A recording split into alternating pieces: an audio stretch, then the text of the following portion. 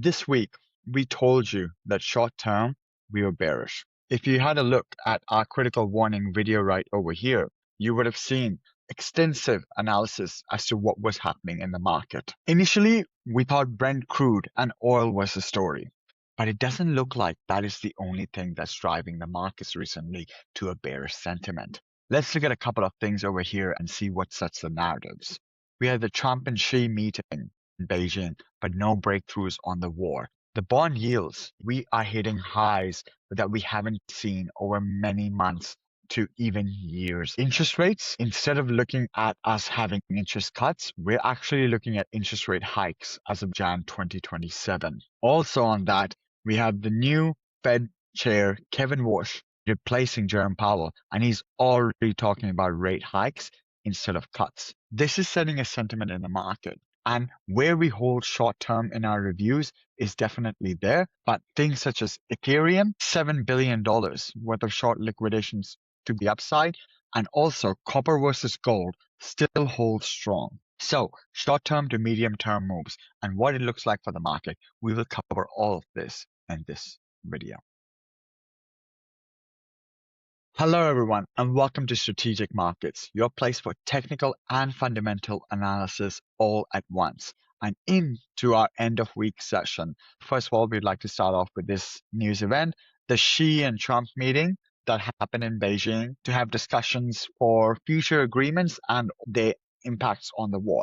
Both countries are on the side that yes, the war should end. Trump is basically saying that China is not going to be providing military equipment to Iran, which is definitely a great statement because that's going to assist with the war not going on ahead, because China does have a reliance on Iranian fuel and they need that Strait of Hormuz to open up as quickly as possible. But China at the end of the day does believe as well that this conflict should have never happened and it doesn't have any reason to continue. When you look over bigger summaries over here, there was a discussion for a constructive strategic stability framework. They want to have mutual ambitions.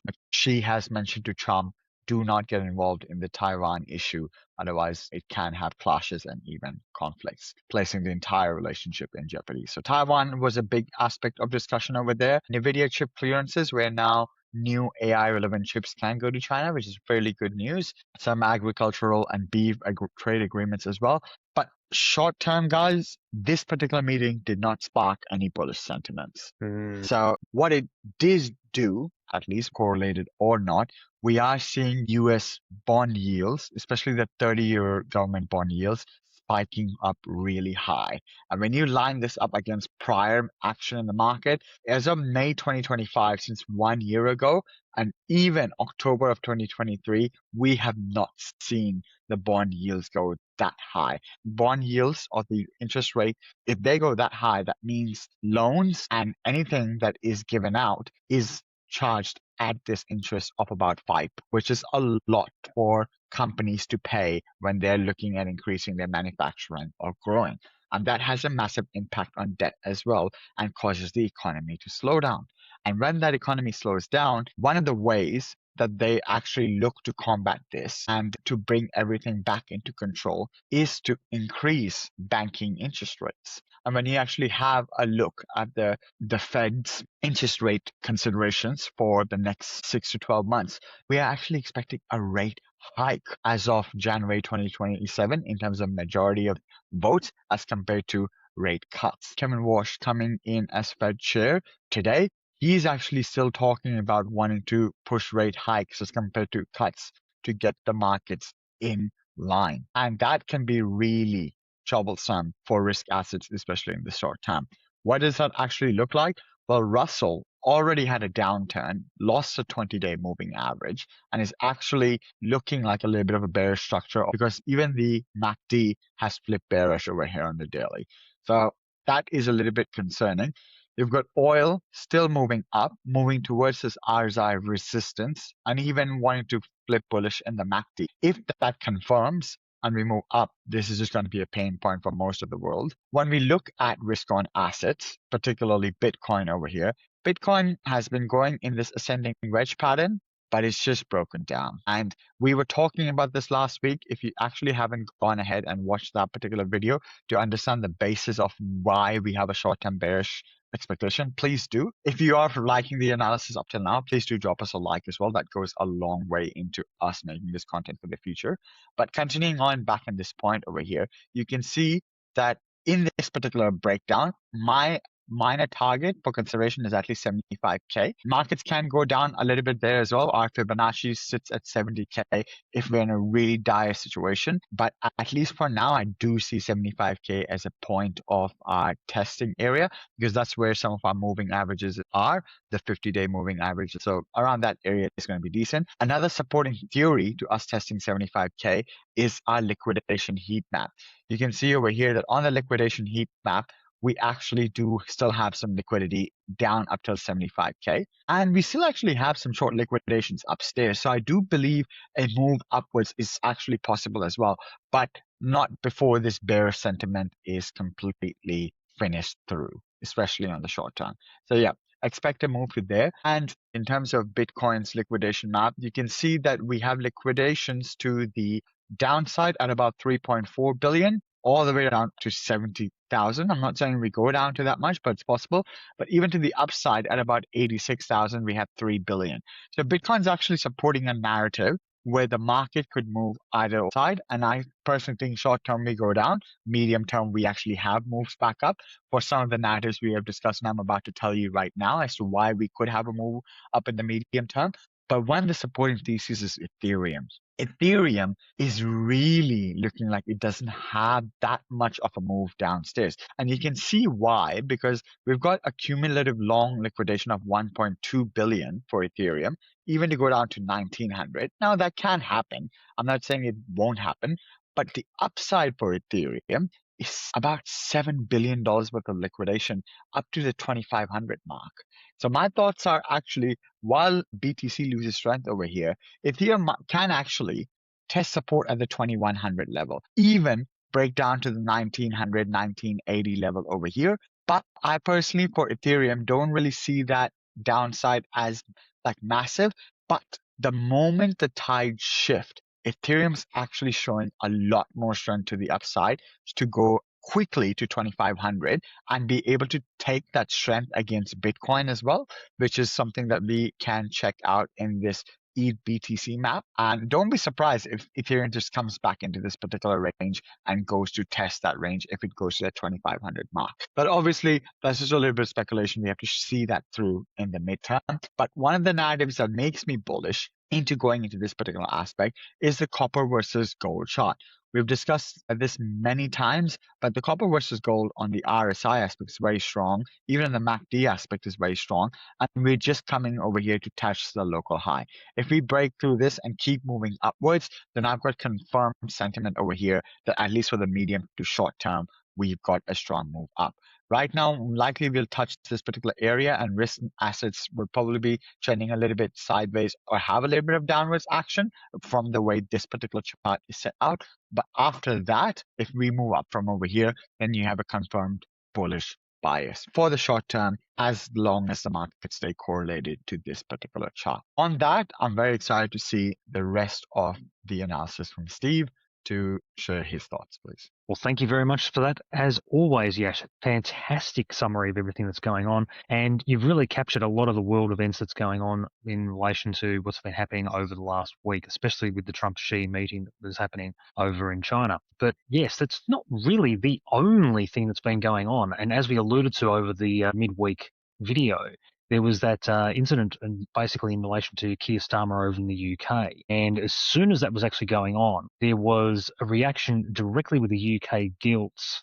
That's the name for the UK bonds over there in the UK, where a lot of people lost favour in relation to a lot of the UK bonds. And it looks as though that actually has resulted in a little bit of a contagion effect in relation to the US bonds as well. And we can really see that actually started taking an effect on Wednesday. When we were talking about this over on Wednesday itself, we were actually seeing that there was a little bit of an effect even in terms of, say, on Tuesday, where we were actually having a 2/3% reduction in terms of the TLT. Now, we're even saying then 2/3%, that doesn't seem to be all that much. In the bonds market, that is actually quite a substantial effect. Carried through a little bit more on Wednesday's trade over in the US, and overall didn't really seem to have much of an impact overall in terms of Thursday. But when we take a look at the actual candle, it looked as though it was actually starting to recover, but really more than anything else, it was actually coming back to test the September low again, as you can see. Opened up a little bit higher and then just slammed itself back down throughout the entire day. But Friday's trade is exactly what was really, really very, very important overall. And we can really see what happened there in terms of this particular day of trade over here. So overall, we've actually slammed down 1.5% on Friday. Now, that is showing a really, really dramatic effect. How dramatic? So dramatic because of what Yash had actually showed before in terms of the yields. Now, if we take a look at the yields, you can really see the impact when we've zoomed in terms of that particular daily chart. Now, the zoom out from what Yash showed before was where it's actually sitting in relation to a longer term perspective. So this is the 10-year yield in terms of the TNX, and we're testing former highs back over here of May 2025, a long, long time ago overall there. We go back to the TLT and you can see the real situation there as well. If we drag this up, multi-year lows, we're looking at May 2025. And if we actually drag this out even further, we're actually even starting to test back to October 2023. If these levels crack and we actually start falling even further, these bonds are in real, real trouble. That's essentially the biggest issue that we're talking about here. But one other thing I really, really want to bring across as well is the mere fact when we start talking about all of these is there's a difference between the longer term bonds, being the 20-year plus bonds here with the TLT, and the shorter term bonds as well. Now, the shorter term bonds aren't falling as much. It fell still, but it only fell a small amount compared to the longer term bonds. So there's more money flowing into the shorter term bonds, being the 1 to 3 year bonds like the SHI, which is the one you're actually seeing here, compared to the longer term bonds. So essentially, more money is flowing into the shorter term bonds. They're actually higher in value compared to the longer term bonds.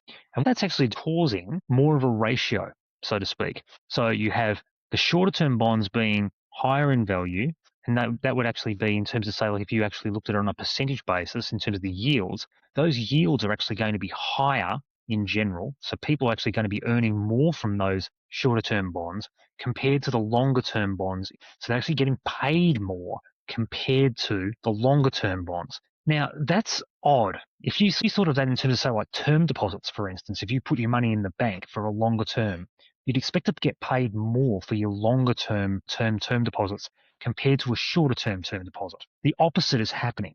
This is a thing called backwardation. Now, in that circumstance of backwardation in relation to this kind of thing, this is opposite to what you would normally be expecting. When this kind of situation occurs, this backwardation situation is along the lines of where you actually have higher chances of market crashes occurring. Now, I'm not basically saying that we're actually due for a market crash, but in general, what basically happens is there's a higher risk of market corrections occurring in a situation of backwardation. Normally what happens is when you actually put money into shorter term bonds and you get paid lower yields, you put money into longer term bonds, you get paid higher yields. That situation is what they call contango. So when you actually have a backwardation situation occurring, this is the opposite of a contango. Contango is normal, backwardation is not normal. We are currently in a situation of backwardation. The longer backwardation occurs, the higher the risk of market corrections. So just keep that in mind as things are going along as well too. So what we would want to be seeing is this situation in terms of the SHI and the TLT coming back to normal. So keep an eye on this particular ratio. If this ratio comes back, then all is basically well. If it doesn't, then we're in a little bit of trouble. And you can see that really increased quite substantially on Friday as well. So another thing that you can keep an eye on if you don't want to just keep an eye on the actual bonds themselves, like we did in terms of things on Friday. But we would really want to be seeing these bonds overall coming back upwards to come back to where those September lows were to really start seeing the market stabilizing overall. And we were really talking about this in relation to our old friend, the Russell. And as Yash alluded to before as well, this is actually starting to lose its strength, and you can really see that it actually is losing it against the short-term moving averages, particularly the 15-day moving average being that teal line. it doesn't start stabilizing back above this and start getting back above these short-term moving averages, we're going to start losing quite a lot of strength in relation to the markets overall. We're not seeing it at the present time in relation to the SPY being the overall top 500 stocks, or the Qs at this stage. They're both still above the short-term moving average of the 8-day EMA at this point in time in terms of the exponential moving average. That's showing that everything's still intact at the present time. But the longer the Russell stays below those short-term moving averages, we could be seeing some more strength across the board in terms of the overall markets. And that's currently being reflected in relation to, as we know, the crypto market overall, because we're still below the short-term moving averages in terms of the crypto markets. And we're coming back down to test the 150-day moving average at this point in time in terms of BTC. And in terms of Ethereum, we're really starting to struggle. I have been struggling for a while, but we're struggling even more in relation to the way things are going. And Yash has encapsulated that very, very well in his discussion as well. The only major moving average we still have that's actually supporting Ethereum at this point in time is the 100-day moving average. Fortunately, that's actually moving upwards now at this point in time. But all of the other moving averages are literally just curling downwards at this point, apart from the 50-day moving average at this point. So this is making for very, very interesting viewing at this point in time, especially with Yash's talk about the liquidation heat map. So keep an eye on this space. So it'd be very, very interesting to see whether or not this 100-day moving average is actually respected. And if it is, whether or not those shorts get taken out on the way back up from this respect of the 100-day moving average. So watch this space. At this point, really the whole market is really looking like it's basically a bonds-related market. I would have expected personally that Brent crude would have increased much, much more dramatically on Friday with everything going on. It really didn't move all that much. We've seen some more dramatic moves back over here, like this 7% move here on the 29th of April. We only saw a 2.25% move on Friday with everything going on, with all the stuff going on in terms of all the bonds, with all the stuff going on in relation to gold and silver, which I'll go on about in a moment as well. And also all of the stuff that went on in relation to all of the indices. They all fell. Look what happened with Brent crude. Virtually nothing. Okay, this is only a 2% move in Brent crude. Why didn't it end up back up here? You would have thought that would have been the case, but it didn't. So that's really fascinating. US oil didn't really do all that much, only went up 3.5%. Didn't go up as big as this one over here, 7.9% on the 29th of April. Would have expected a big major move, but it didn't really do that. It didn't even take out all-time highs on this. Something a little bit weird. It doesn't seem to be a market driven by Brent crude as much anymore. We seem to be shifting across to a bonds-driven market at this stage. That's what it seems like to me at this point in time. A bonds-driven market and, on top of that as well, a commodities-driven market. And the reason why I'm saying that as well is take a look here at gold. Gold in particular respected this quarterly VWAP in terms of that pink line here, and it's also respecting now the short-term moving averages, and it's failed the 150-day moving average here on Friday. Now, gold went down 2.6% on Friday alone. It's gone down probably around about a total of about 5% since Tuesday. But the real telling tale, and we were seeing a lot of strength in silver recently, look at this for silver. Silver went down 9% on Friday alone. Really, really big move. It actually respected that yearly VWAP to the downside. So it tested it briefly, but it was a false breakout above that yearly VWAP. You can see that very, very clearly there. So very, very intriguing. And on top of that as well, on the Friday itself, it failed that 100-day moving average all in one swoop. And on top of that as well, it also failed those short-term moving averages. So quite a lot of movement and a very, very violent move downwards, taking out the quarterly VWAP as well on the same day. Dramatic move, really dramatic move. So as you can see, a lot happened, and the media didn't really cover much of this at all. So this is really fascinating. I think it's taken a lot of people by a lot of surprise as to everything that really happened, all of that in one day. Everyone was basically going, well, okay, the markets have gone all crazy. Well, yeah, they did. But what were the underlying mechanisms behind it? The bonds was a major one. Hardly anyone was talking about that. The commodities fell. Hardly anyone was talking about all that. Everyone was just basically saying, oh, okay, the stocks have gone down. But that was it. there wasn't really much talk about it, the underlying mechanisms behind it. We basically guided you by the hand on that on Wednesday. We were giving you the ideas as to what was going on in relation to the bond market directly overall there, and we were also giving you the idea as well, basically saying keep your positions small. And also on top of that, we were also saying the fact of Bitcoin itself and the Clarity Act. Buy the news and sell the rumor, all that kind of stuff, all those jazz. We'll guide you about all these things and let you know what's going on. By all means, hit that subscribe button, hit the like buttons, let us know what's going on, and also let us know what's of interest to you. Okay? Because that's the only way we're going to be able to know as well too what is on your mind and what you want us to keep an eye on for you on top of it all as well too. With that, mate, I'm going to hand it right back to you. You can do the concluding remarks for us. Thanks for that, Steve. I agree with you on all that. Last week, we gave you insights on short-term moves that could be potentially bearish. Over that, we've also discussed about the sell the rumor event with Bitcoin's Clarity Act and how once that goes ahead through closure to the Senate Banking Committee, that it actually might be a decent point for things to cool off in the market. So if you've been along with us on this journey, thank you for that. And hopefully you have safeguarded yourself. If you're not, feel free to hit that subscribe button. Drop us a comment as to what you would like us to cover or anything we can do differently for you. Or, as always, leave us a like as well. But with that being said, thank you so much for joining us for the end of week session. We will see you on the next one. Absolutely. Catch you there.